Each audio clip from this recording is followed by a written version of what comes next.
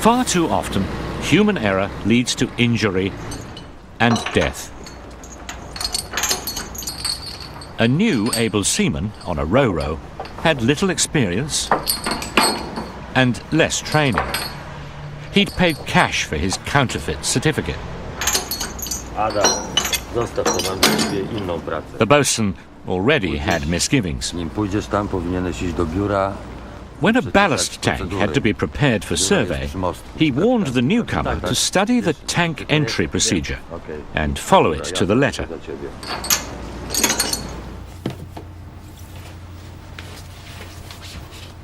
Unfortunately, all the procedures were in English, which the able seaman couldn't read.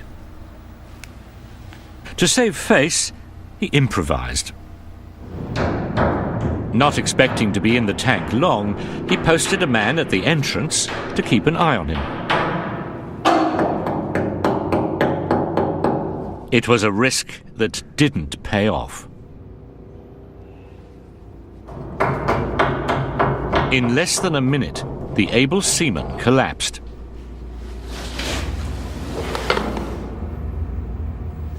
Adam? Adam! Rather than follow him into a potentially toxic environment, the other man sensibly alerted the bosun. Hearing that the breathing gear hadn't been used, the bosun ordered him to fetch it. But that wasn't so easy. Access to the locker was blocked. Instead of waiting, the bosun went in, trying not to breathe.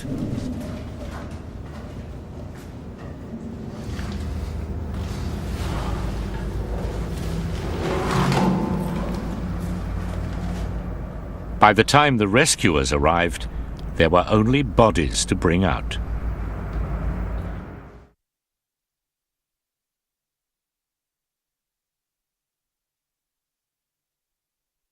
The UK club finds that 60% of personal injuries are a result of human error, mainly the crew injuring themselves. Where did things go wrong in this case? There were failures in procedures, housekeeping, training, and defences. There's no such thing as a person who is accident-prone. Human error affects us all, without fear or favour. The able seaman was a newcomer. Lack of training and experience made him ignorant of the correct procedure. Not so the bosun. But experience can be your enemy if it makes you complacent about risks you're familiar with.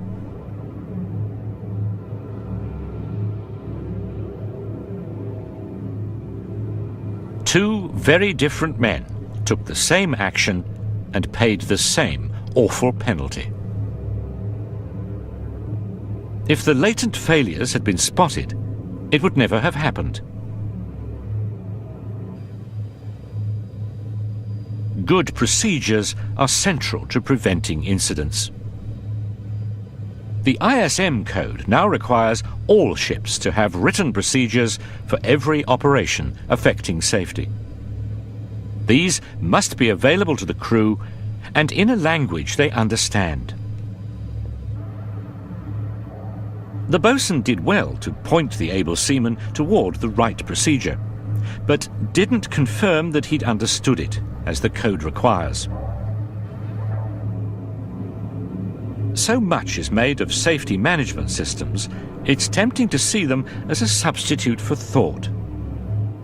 They're not. Constant vigilance is still required, especially when there are newcomers aboard. Equipment and systems that detect hazards, contain them, or protect us from them are called defences. Undermining these defences leads to loss injury and death.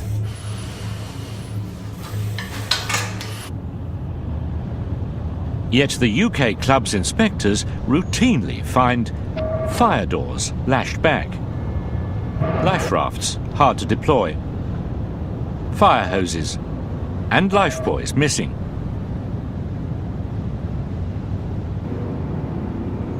In this case, the breathing equipment was present and in working order, but not accessible when needed.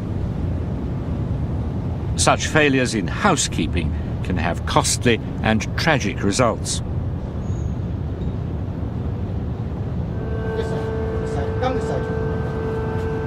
If good procedures are central to preventing incidents, so are good seafarers. If the able seaman had known the ropes, the fatalities wouldn't have occurred. STCW 95 insists all crew are qualified, but that should be taken with a pinch of salt. No certificate is a guarantee of competence, still less experience. When you're manning sophisticated ships with smaller crews, cheap can be dear. Knowing that, prudent ship owners recruit the best manpower they can afford and make certain they're fit by using health screening schemes like the UK club's Crew Risk Management Programme. Okay. Deep breathe. Deep breathe. Careful officers confirm their staff's ability and develop their potential. People can be a vital asset or a liability. The choice is yours.